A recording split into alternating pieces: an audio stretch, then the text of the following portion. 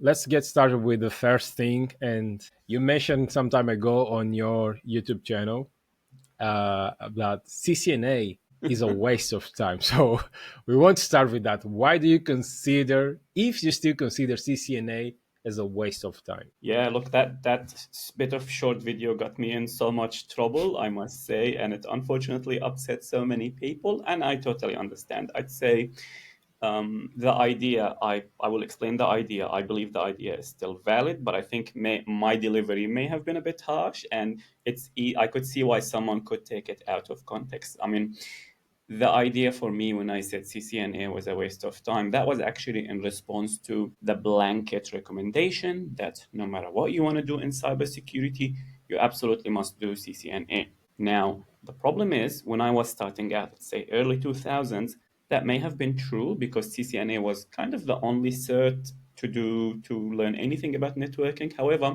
even back then, like the things we learned from universities and from textbooks were actually a bit more valuable than the CCNA. So I guess to answer you, I would say CCNA is a waste of time for someone who is embarking on a journey with the goal to work in cybersecurity specifically.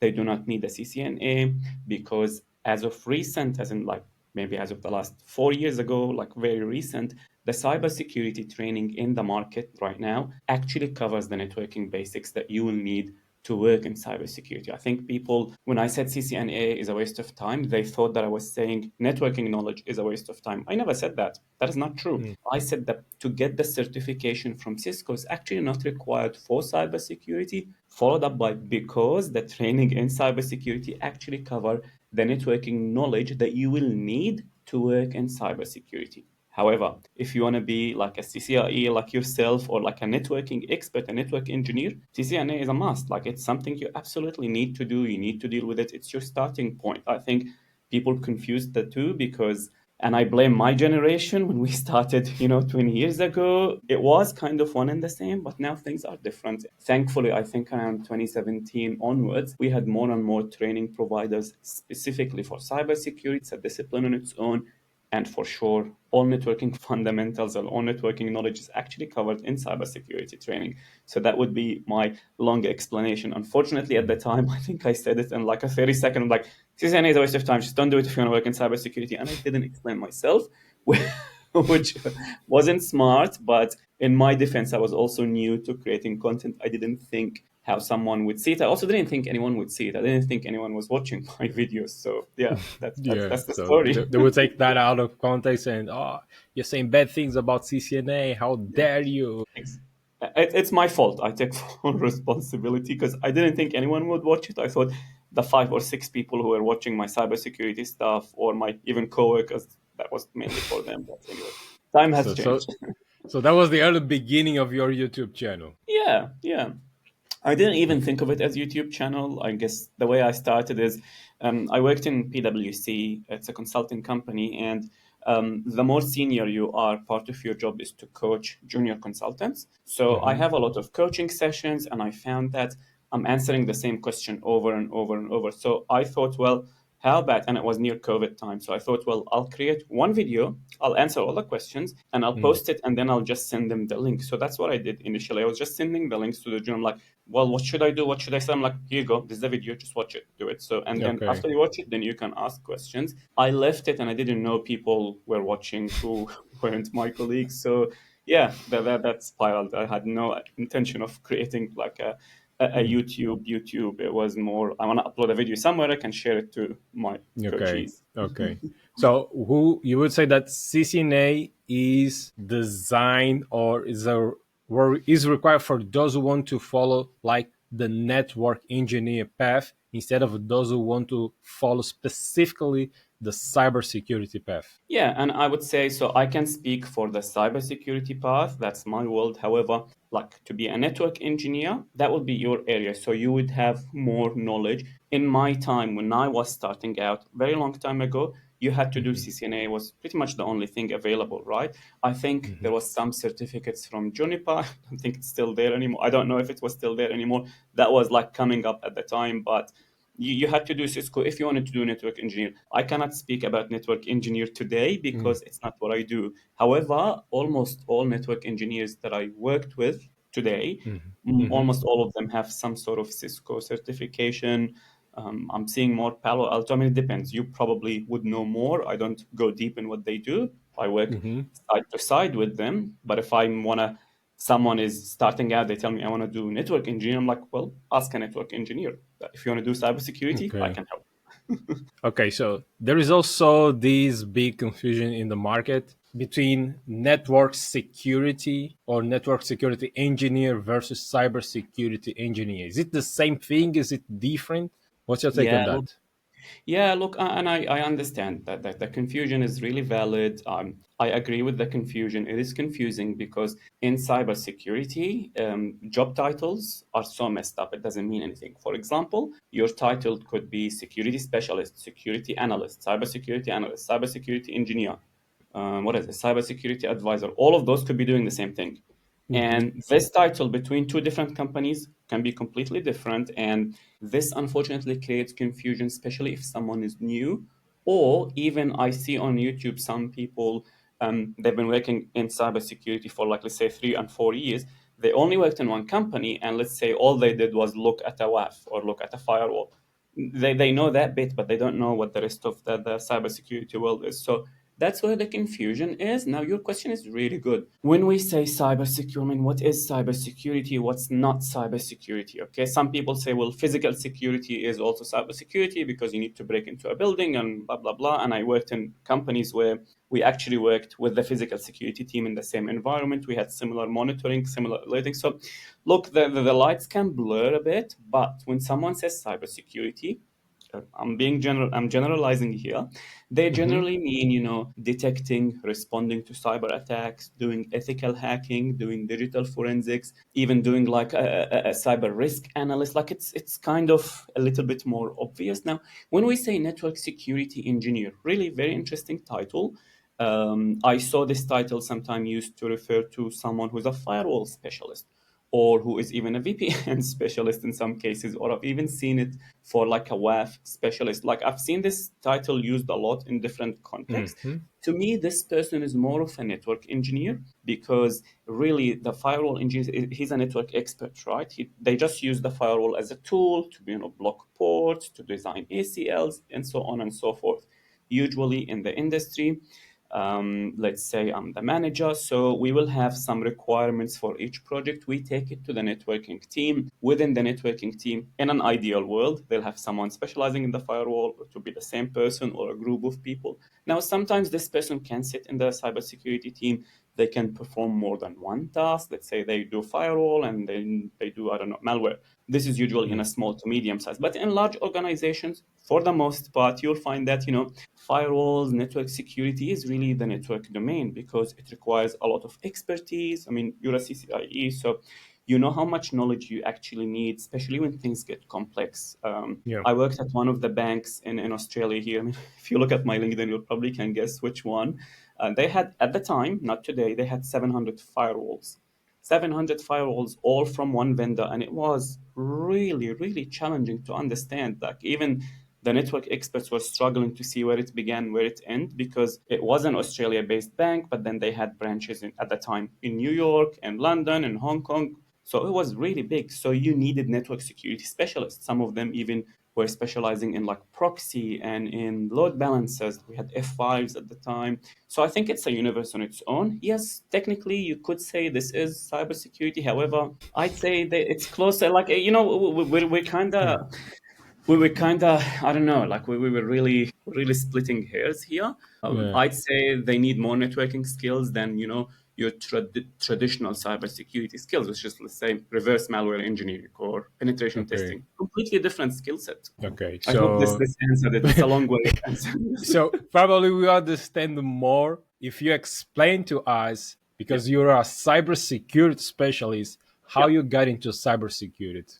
Look, I will explain. I'll tell you the entire story, but with just like an asterisk or a bit of caveat is I got into cybersecurity. It was a different time. The Mm. opportunities were different. We didn't even call it cybersecurity back then. So I really was, interested in hacking as all kids, and I watched some hacking movies at the time. And internet was new, so I really wanted to sort of learned that. I was fascinated by it. There wasn't a job called cybersecurity, but what was there was IT, there was networking, and there was so my first job was a Unix. I learned.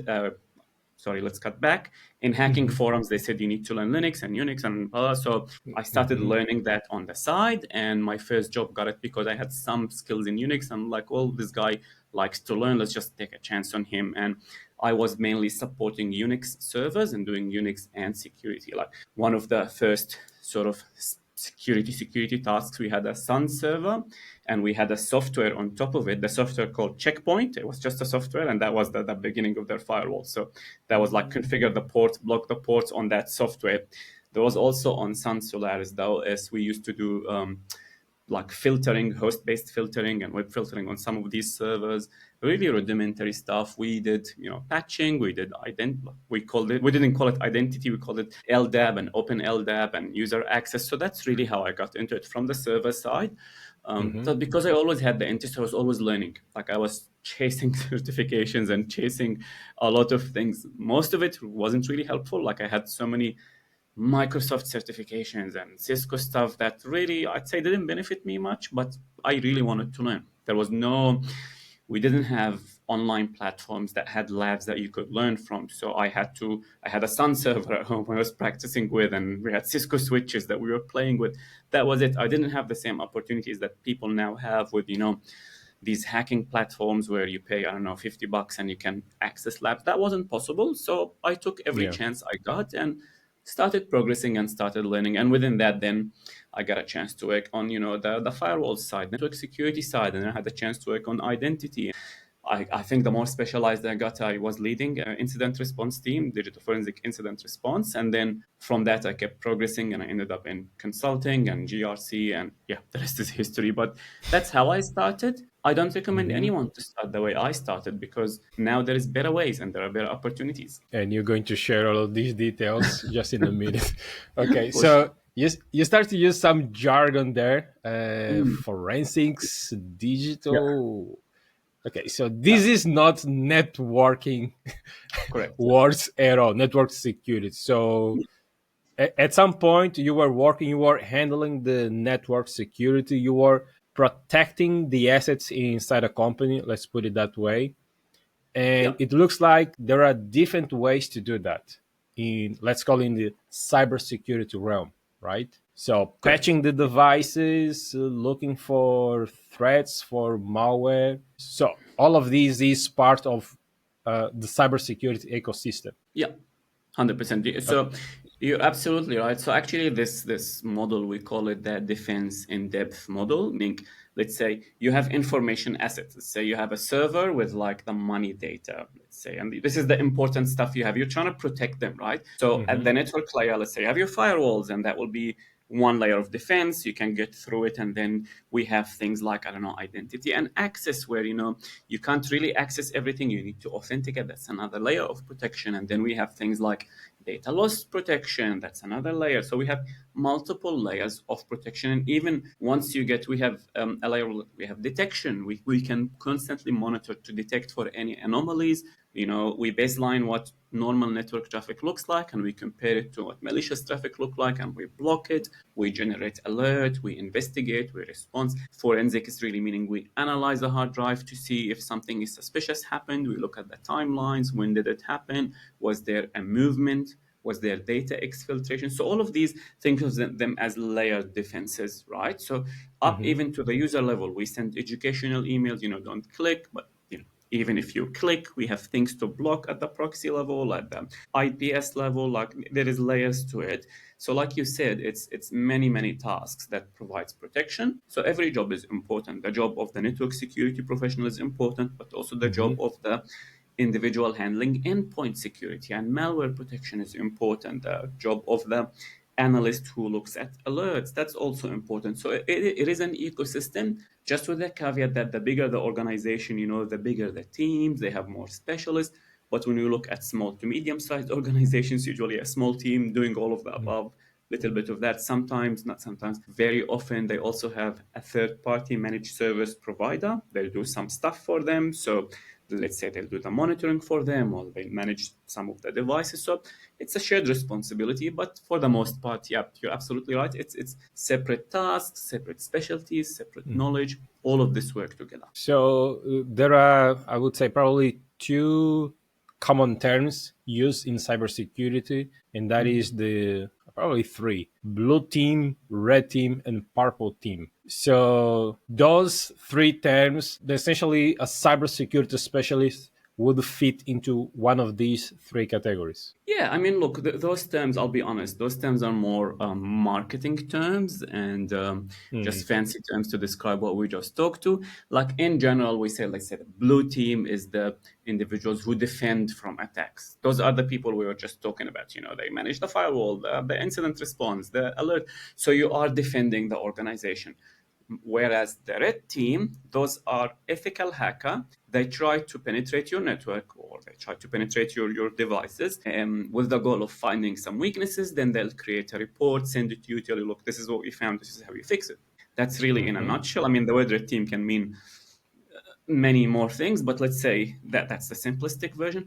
Purple team, like I said, it's a fancy marketing team where the red team professional comes and sit with the blue team professionals, and they start testing the defenses one by one and start to see where is the breaking points from inside, from outside, etc., etc. So yeah, purple teaming is something I see it very rarely done, especially on like small to medium size.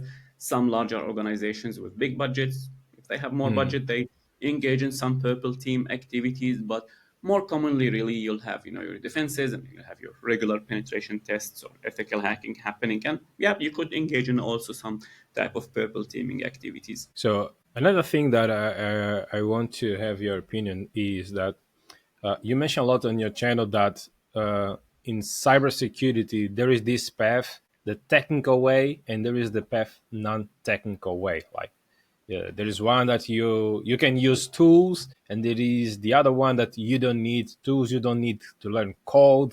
Explain a little bit on this. Yeah, look, this is another thing that I see people on LinkedIn complain. They say, "Oh, no, this is all technical." Well, they refer to what I say and they get upset. I'm like, if you actually watch what I say, you'll probably understand them. If they watch what I say, they'll understand it. Let's just define technical, right? Let's say to make it simple or to explain it to everyone, I say, well, technical is the individual who installs the firewall. They configure the firewall. They write the code. They do the configuration. They are a tools manager, if you will, or a tools admin, right? And when I say non-technical, it's the person who doesn't configure the firewall, right? Doesn't know how to configure the firewall. They might, but they don't. That's not their job. Someone else has more expertise. They will do it. But being non-technical, they know what a firewall is. They know what it does. They know why we need it, right? It's just their day-to-day job is not like they're not looking at alerts. They're not configuring things. They're not updating. Their day-to-day job will more look like, spreadsheets, meetings, analysis. It's different type of work. That's when I say we're non-technical.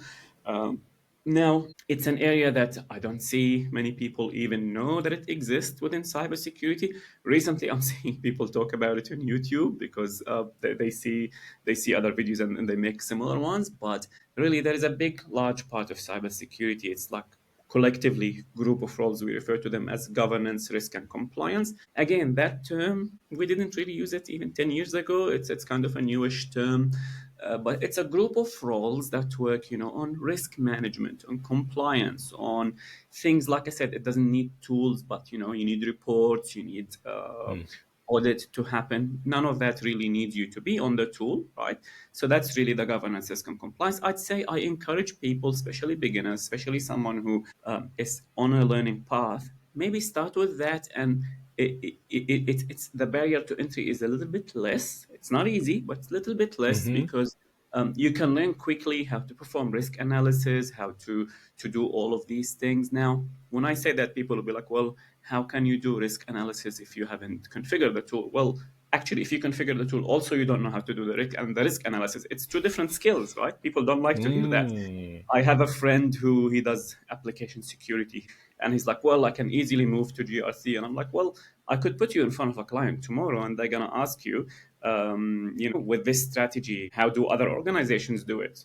How do organizations fail? What good looks like? You're not gonna know because you haven't done it before. So your technical skills can help, but you need to learn. You need to humble yourself and learn. I'd say, yeah, it's a good skill to have, especially if you're a beginner. But also, when you're learning cybersecurity, you shouldn't be thinking, I just want to do malware, or I just want to do ethical hacking, or I just want to do network security. I say have an open mind, learn a bit of GRC, learn a bit of defensive skills, because chances are when you get hired, you'll not have a choice. You'll take whatever job you're offered. A lot of small to medium-sized organizations don't want a specialist. Like they want you to do some risk management, and they want you to write a Yeah. report, and they want you to respond to a phishing attack. Sometimes they want you to just to be able to talk to the pen tester, to read and interpret report, to talk to the third-party managed service provider. Let's say they manage your alerts. They just want you to review their alerts, for example, right? So I think it's a good way to start your career in cybersecurity, but also what ends up happening when people specialize technically after 5 or 6 years, let's say they want to move to management, you need to learn risk management, you need to learn GRC. That's the language of the business, right? The business doesn't Okay. care what you blocked, but they care about what's my risk profile. How are we doing? How did we improve? What's my residual risk? These things get reported to the board of directors, it gets reported to the audit and risk committee. So you need at some point to learn it. So I'm like, well, start with it. Maybe you'll progress better. Maybe you'll find you like it. But also, maybe this knowledge will come in handy when you're an engineer, when you configure things, you can actually speak to other teams. So I think it's a really important skill, regardless of what you want to do in cybersecurity. So how do I get started into this GRC field if I don't need technical expertise or technical skill? So how would I get those skills? Yeah, look, again, that was a problem. I can remember when we said, when you wanted to learn networking, Cisco was readily available. Around Hmm. 2017, we started to see providers who are really good at teaching you ethical hacking, penetration testing, incident response, blue teaming. We have great things with lab. I looked at GRC and I couldn't find anything that I was happy to recommend. It was either, some guy reading from slides, or things that label GRC but actually didn't teach you anything within GRC. I created a training called GRC Mastery on grcmastery.com, where I give you, okay, this is where you start from the beginning. This is what identity and access management is from a GRC perspective. These are the problems that you'll face. These are the things that companies do wrong, and this is how you address them. So I gave you a lot of experience from the field, from the real world. Like, well, Can you financial. give us some practical example? Like someone is watching us. I don't know. I just know how to install Windows on my computer. Yeah. So what is this practical use case? Yeah. So, for example, you know how to install Windows. All right. So, use case would be, well, your job as a cybersecurity professional is to maintain what we call as the CIA triad: confidentiality, integrity, availability. Okay. Well, how do you maintain integrity? How do you maintain availability? Well, you can have redundancy for availability. You can have backup. These are things that you can recommend to our organization. Then experience come into play. I'm like, well, you're actually doing an assessment. As an example, you're doing an assessment in an organization. They want you to assess, their availability. You interview them. They tell you, yeah, we take backups. All right. Well, the next question you ask them is, how often does your backup run? When was the last time you tested the backup? Right. So these important things. So there is layer to it. Yeah. Another thing, let's say integrity. Well, integrity meaning no one tampered with the data. Let's say you have financial data, that's really important. Okay, so when you have integrity, what's your access management? Do you have two-factor authentication? Do you use a zero trust model? Who can access it? When? And let's say they tell you, I've got all of that in place. I'm like, okay, so do you follow things like the principle of least privilege, for example? It's the need to know basis. There is so many layers. And then within that, I say, well, here are some tools that organization use, but actually this is where they do it wrong. So that's the stuff that I teach, which what ends up happening is people take that knowledge, they go to the interview, they speak from with confidence because it comes from experience. So these are the things I teach. And then we have practical projects where I tell you, well, this is a report. This is a report from a real company. You'll see their name, and this is their incident response plan. Answer these questions. So this way, well, you need to go back to the plan, look at it, and read it, interpret it. That's another skill that, as a GRC professional, a lot of the policies and reports, they need updates. So how are we going to do that? So that's another skill. Like, these tasks need to happen. Every business need that to happen. So you could be the person doing that. It could be your entry point into cybersecurity, but also this is your pathway to management or to becoming a chief security officer. It's that type of work. the chief information security officer or the chief security officer, they're not a hacker. They're a business person. They're a risk manager.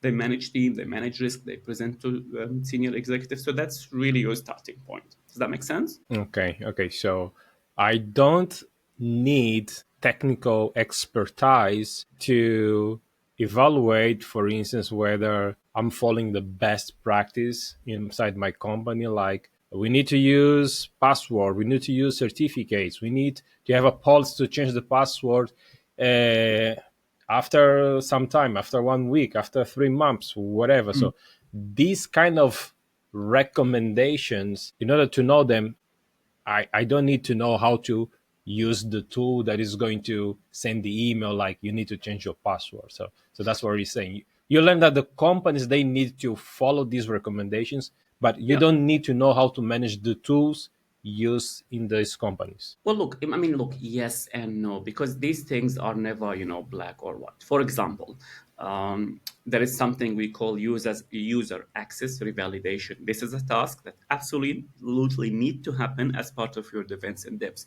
What's this task mean? This task is basically, when people join an organization, you create user access for them. Then when you leave, you offboard those users. Actually, a lot of hacks happen that way. People leave and we don't remove their access. They get hacked and companies get hacked. So a good level of protection from that is actually to periodically review these access, look through the access, look who's left, who stay there.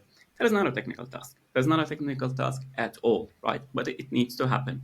So again, there is a process for that. You follow that process. So that's an example. Now, I just want to really, really zoom in on that. We don't need technical skills.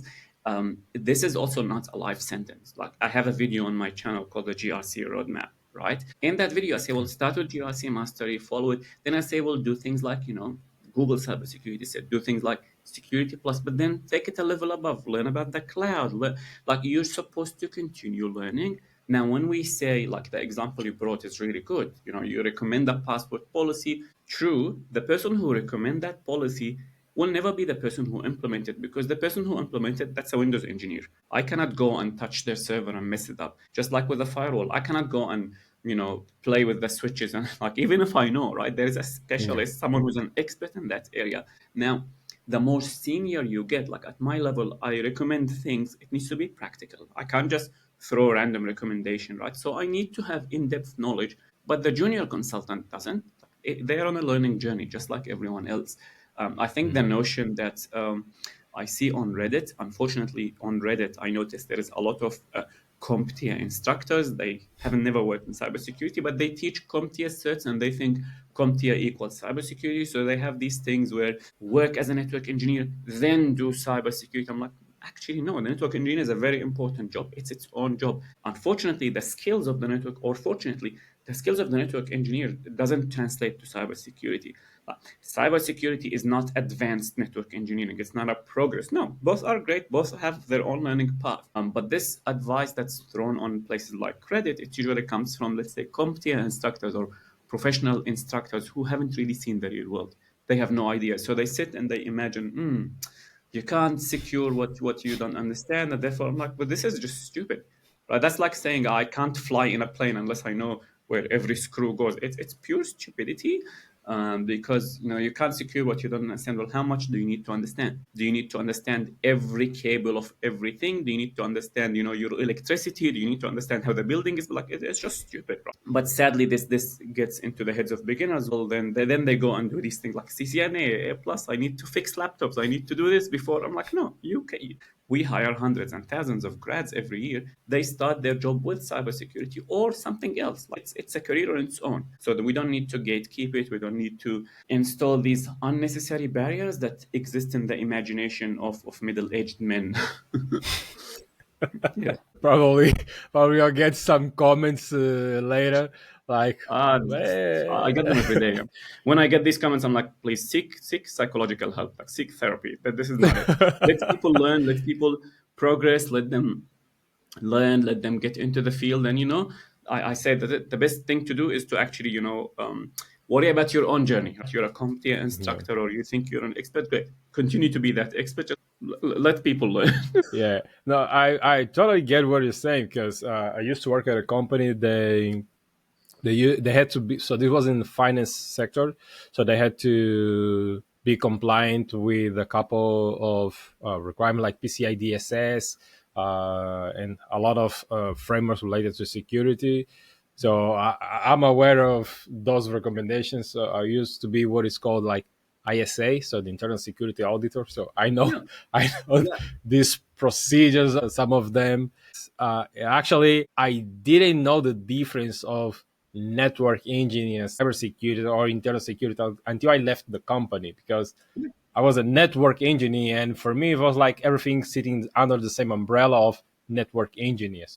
But most of the companies, like they have specific tests, specific roles for network engineers and cybersecurity engineers. Okay, 100%. so if you were to lay like a plan, you already have the GRC mastery, your training that you're providing. But if you were to like provide a plan, a path to someone who wants to get into cybersecurity, not network security, because you already made the difference here. What that path would look like? What would I have to do? Like, do I have to start with CCNA? You can. People are surprised because it's like, well, I did the CCNA. I'm like, okay, like great work. You can start with anything. Look, when I recommend paths, I think like my YouTube channel, there's a lot of like say pathways that I recommend, right? My issue is I'll get someone every now and then on Discord says, I followed your path, I didn't get a job. I'm like, well, what did you do? And then they'll show me all these things they've done. I'm like, that is not what I recommend. So I tell people, all right, you want to follow my path, follow it to the end, then we can talk. Because every day, like I get about 200 emails and comments every day. Every day, without a fail, if I look, I'll find a comment or an email from someone who said, I actually followed your plan and I just landed my first cybersecurity job with no prior background. And it's usually somewhere in Europe or in Africa or in South America, US, like worldwide. So we know it works. There is a track record. I even started taking screenshots of some of them. I post them on my Discord servers, sometimes on LinkedIn. And even then, some people criticize me. It's like, are you bragging? I'm like, I'm not bragging. I didn't do the work. They did the work. They They made did it the happen. work. It's their hard work. But I want to show you that this stuff works, right? So now, my path is not the only path. There is so many ways you can reach to your goal.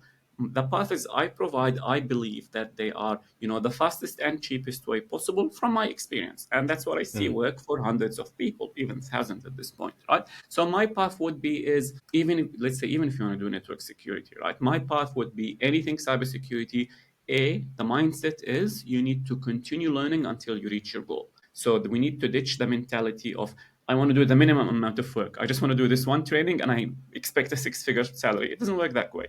Now, some people actually with one cert, they managed to get a job. Like someone on my Discord, he haven't even started his journey and he had like a digital marketing background. And I sent him a link to a job. He applied and he got. So it can even happen before, but I'm cautious of posting these because people start to expect it. Well, I did one cert, applied to 10 jobs, they rejected me. What now? So mindset is I want to continue learning until I reach my goal. This is really important. Now, I usually recommend, start with a combination of, let's say, GRC mastery and the Google Cybersecurity cert. This will give you a broad introduction to everything cybersecurity, like the things you asked me earlier in the interview, this defense in depth model, what each role is. So you'll go from, having an idea, well, cybersecurity is, I don't know, firewall or hacking. You'll actually know, okay, that there is this universe in there. Now, when you do that, you actually open so many doors to yourself, right? So when I say start with these, at the same time, I'll give you, say, a resume template, and I encourage people to start applying to jobs. Now, this is where some people struggle because, well, they apply to some jobs, they get rejection. I'm like, no, like I'm not good. Well, no, rejection is part of the game. You will need to apply to as many jobs as possible, as often as possible. Let them reject you. Don't reject yourself, right? You could be the best candidate, but there will be no way, even I or you, anyone, no one, no matter how long you are in the industry, if I apply to 20 jobs, most of them will reject me. Like, this is it. It's a numbers game, Yeah. right? So you need to get used to that. People can be sensitive and understand. No one likes to be rejected. Just need to understand that it's necessary. Now, from there, there's many things you can do. I recommend, let's say, you want to do CompTIA Security Plus, suit yourself. Do it. I'm not a fan, but most people will do it. So do that. Once you finish that, then practical hands-on training is king, in my opinion. right? Practical hands-on training has proven time and time again it's the best way to learn something, right? You cannot learn how to swim by reading a book. You cannot learn how to drive a car by sitting on Reddit and imagining, I need to learn how the car works. I need to learn physics and mechanics. No, you need to sit in the car and start driving. Therefore, like even as early, let's say with GRC Mastery, it's full of practical. Google Cybersecurity actually have some basic labs in it. So the next thing I'll say, pick a platform like, in no particular order, not sponsored by them. They're great companies like INE, Let's Defend, Try Hack Me, Hack the Box, Cyber Defenders, like 5 platforms. Pick one, they're all great. Pick one, go all the way to the end. Now, this is again another common mistake I see is people will pick a platform, they'll do the free stuff, which is all basic, and then they'll stop. Like, well, I've done this, nothing happened. I'm like, well, you need to go to the intermediate and advanced stuff. You need to feel a bit uncomfortable. It's going to be challenging. These people don't like that feeling.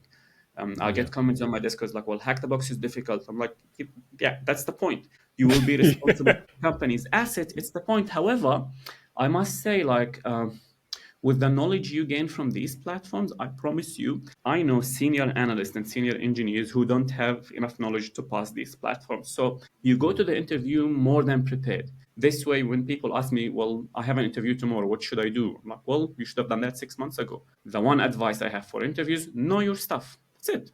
Like, know your stuff. I'll give you an example. Like, you are a CCIE, you know your networking, right? Let's say I Yeah. have an interview tomorrow for network engineer. There is nothing I can say or do that will give me that. No, I just don't have it. It's not going to Yeah. happen. Yeah. Imagine, I tell people, imagine you are, going on a holiday in a foreign country. You hear people speak a foreign language you don't understand, right? You hear a little bit, and then you go to speak to them, and you just say things that sound like it to them. Like, they're gonna get offended. They will know that you're making stuff up. It will take them 20 seconds to know that you don't know anything. Same thing with interviews. I'll get candidates. I interview a lot of candidates as a hiring manager. They have these multiple choice exam questions. They pass them. Some of them cheated. Some of them passed them well. They can't answer anything because they haven't done anything. I mean, like, there's no amount of preparation or interview will help you. Therefore, do the steps that I mentioned. Spend good 3, 6 months, 18 months, 24 months, as long as it takes on this platform until you're confident. And as you're learning, really important, you need to be applying to jobs constantly. You will never be ready. I've never applied to a job where I qualified for everything. The list of things they ask for, this is a wish list. If you have Yeah. 20%, apply. If they don't Yeah. like you, great. They can reject you. Just apply and see what happens. That's it. It's simple, but it's not easy. People Yeah. confuse that. Simple doesn't mean easy. Simple means here are the steps, here are the platforms. Watch any video of mine, I give it to you. Following it is not easy. It's gonna be a journey. It's gonna take months. You will have self-doubt. You may think you don't know anything, but I promise you, in 6 months' time, in 18 months' time, you will know so much stuff that you had no idea what they were before. So that is the plan. It takes time, it takes effort. It's possible. People get jobs every single day. Evidence is on all my channels. So I hope that's a good summary of what I do now. Even let's say network security. Once you learn these platforms, you'll have an idea. Then maybe they'll go to someone like you and you'll tell them, well, learn Fortinet or learn Palo Alto, whatever it is, right? So it will be a matter of learning the tool. You may get an opportunity even like the network security team, I guess, that I joined. They had tools I've never used before. I'm trying to remember what they were. They had F5, which is a load balancer Hmm. stuff. I've never used the F5 before. I don't know if it's still relevant. But at that time, I had no idea. But it was easy to learn. I knew the protocol. I could learn it on the job. It was fine. They used checkpoint firewall. I've used it as software. The actual Hmm. firewall, I've never touched it. They had clusters, they had redundancy. Never touched it in my life, but I was able to learn on the job because I had that strong background, which takes time and takes effort. I hope that Yeah. answers the question. No, that's great. That's great. I believe that you laid everything that someone needs to get started. And I believe also not only the steps to get started, but to land a job. And one thing that you mentioned that I 100% agree is when people look at those requirements at the job application, they say, oh, all of these, they want to meet all of the requirements. You said like you recommend like 20% just send. I say if I match like 3 requirements, like that's enough for me. Just Yeah. send because no one will ever match all of those requirements, right? We know this for fact. And you know what's funny? You say that people look at the requirements and they say, "I want to meet all of them." Truth is, everyone who complains and tell me they can't find a job, without a fail, I'm like, "Show me your resume." They'll show me, and they've done the bare minimum, like one or two very basic certs, and then they stop. Like that is Hmm. that's imagine you want to be I don't know, a doctor or a nurse, and you just did biology 101. No one's hiring me as a doctor. I'm like, well, continue. It's a great start. Continue. You look at jobs. You get scared of job descriptions. Spend time, learn, see what happens. Like this mentality of I want everything, but when it comes to effort, I want the cheapest thing possible, and just free stuff, and I just want to do one or two, and I'm so Mm. scared of rejection. And the problem is they'll apply to one or two jobs, or even let's say 10 jobs, and then they start building stories. The market is bad, no one's Mm. hiring, everyone's fired, AI is taking my job. I'm like, all right, hold on. Maybe you just haven't done enough. Sorry, maybe you haven't put in the work. Just have that occur to you. Yeah. Because if the economy is bad and no one's hiring, blah blah, how is it that there are people who are getting jobs every single day? Sorry, I can show you. I can show you the screenshots. Actually, go on LinkedIn. Every single day, people get hired. Which economy do they live in? Do they live in like a different universe? What is it Mm. that they do that you didn't do? Starting to blame things. I had the other day some guy. He started talking on U.S. politics and blaming it on his situation. I'm like, what are you doing? Like, this is you haven't done the bare minimum. You haven't even passed one basic certificate, and you're complaining that U.S. politics. Just stop. It's really easy to Yeah. blame everyone else, but Yeah. if we look inwards, if we did, like I ask myself, did I do the best that I could? If the answer is no, then well, there's still more stuff for me to do. Like it's Yeah. on me. Even if the universe is not perfect, even if the hiring manager is not, he's not the genius. Fine, fine. He's a Yeah. human. They make mistakes. But did I do everything? Did I do the best that I could? The answer is sometimes no. Yes, yes, and this applies to not only cybersecurity, but for anyone who's trying to get a job, to land a job. I can tell this by experience as well. Many people say like, "Oh, I can find job," and I like, "Let's go to LinkedIn." And okay, they need this. Yeah, but the thing, the top of requirements, I have to match this. They didn't say that we need you to match all of these. They didn't say that you need to have that certification. In some roles, some positions, they might say this is mandatory, but it's not like every role they say like it's mandatory. It's nice to have the Yeah. certification. It's nice to have if you have 8 years of experience, but it's not mandatory. And that's where people get wrong, right? 100%. And I can promise you, I've been on hiring panels where things were mandatory, but for the right candidates, we broke the rules. Like, this is the right Yeah, candidate. They know the yeah, stuff. We know they can learn. And the mandatory, there is so much wiggle room. Like, I can tell you crazy stories where there was actually a requirement for citizenship and security clearance, but we made it happen. Like, there is more room to wiggle than people think. However, if you haven't done anything, you get rejected, not because you didn't meet the mandatory, but you didn't meet anything. You haven't done yeah, anything. That's yeah. usually the story we don't like to hear. Yeah, and this is going to be like a secret here, but I'm not going to share with anyone that is watching, listening. But actually, that long list of requirements is to reduce the number of applicants. So, Sure. because if because I've submitted this before, like when I was hiring people to my team. If you only make like 3 or 5 things, like you will require these 3 things, everyone is going to apply to that role. So companies they just add a lot of things just to reduce the number of applicants. This is actually one of the reasons that companies Yeah. use that long list. Okay, It's so possible. It's possible. This happened. Sometimes it's recruiter just copied the previous job description. I mean, the yeah, problem is we expect perfection. We want the person writing the job to be perfect. Everything yeah, perfect. Like sometimes it's a human. Like it's best effort. Yeah. Sometimes the job description is ridiculous. It yeah, happened.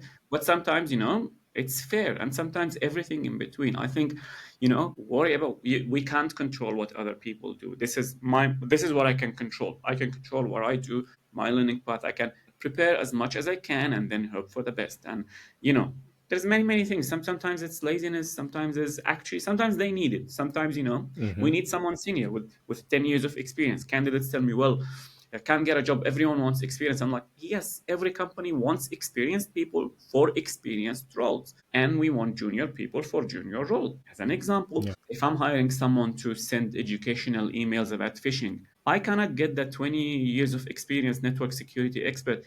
A, I can't afford to pay them. The role doesn't pay that much. B, they're gonna get bored. So there is a role for the entry level. But at the same Yeah. time, if I have a mission critical system and I need someone who's expert in that area, I cannot get the entry level person in it because they need to hit the ground running. You can work towards becoming that person, but there is levels. We need everyone. I cannot bring an expert penetration testing ethical hacker and tell them your job is to look at the alerts on the web. They're gonna get bored. So and that experience, so it's different. It's different levels, different interests. I think it's the delusion that I want to be this perfect candidate that Hmm. qualifies for every single job in every single company in all the whole world, and I want to apply to 20 jobs and I want all of them to love me and no one to reject me. Like that doesn't work. No, this is Doesn't work that delusion. way. Yeah. Doesn't work that way. Man, that so we're going to end up on this one, man. That was a pleasure, and hopefully, we get to have you on the second round on the channel.